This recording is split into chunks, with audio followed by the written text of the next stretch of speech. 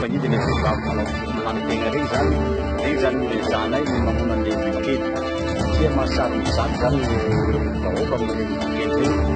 dia manao zany zay hesiky zay tena azonao am'ilay vahoaka mba ahafahany matory vadana tsara ohatra ny miraika dia chef de région moa zany andefitra aminay mahakasika anazy io dia manao an'izay hesiky zany sady zahay zao ary mbola ezika amina noy an'ilay heziky izay manentana izy ity zany araky ny tanjan'ny fatotrano zany le tokantrano 2 arivo zany no ataon'ity famola bibikely ity zany am'izao zany fatra dia miditra amin'ny fisalim-bahoaka dia ny fanasam-bahoaka zay no tsy maintsy hoy sana ety tamin'ny tanàna Tomasy zany manompo zao dia mety moa zany dia fantatsika tsara fa dia ny filoam-pirenena ny régional mondial dia miasa aloha ary tena miasa faritra mba hanasavana amin'ny vahoaka malagasy ka dia tsy maintsy mandrosy fantatsina amin'ity miaraka amin'ny filoam-pirenena régional mondial aorian'ny faritra dépôt zao dia hitrindray zay na Tanamboasainky Tanamboasainky zany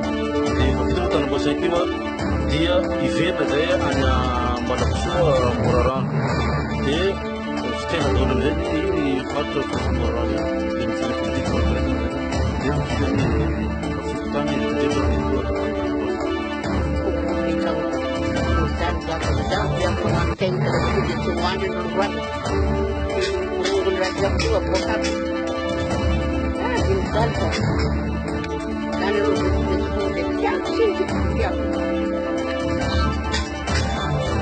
amizao andro fitavan'ny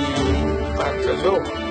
dia fanaovana détecté ny tanànan'ny Tomasy eto aminay teto mpananak'iny faritra dia misaotra tokoa zay satria eto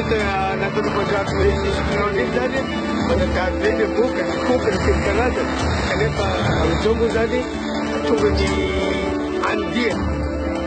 izany hoe tsy izy rehetra moa nokataka fantotorifiany ary nofilazin'izy ireo kanefa moa manao ratsy mora fa mbola mangataka ny fikina ndraiky dia misaotra ny fantatsinazy manamboatra ny zao raha zao fa dia ngamba mety vaova ngamba ny boka sy ny karazany mety asasaisika ny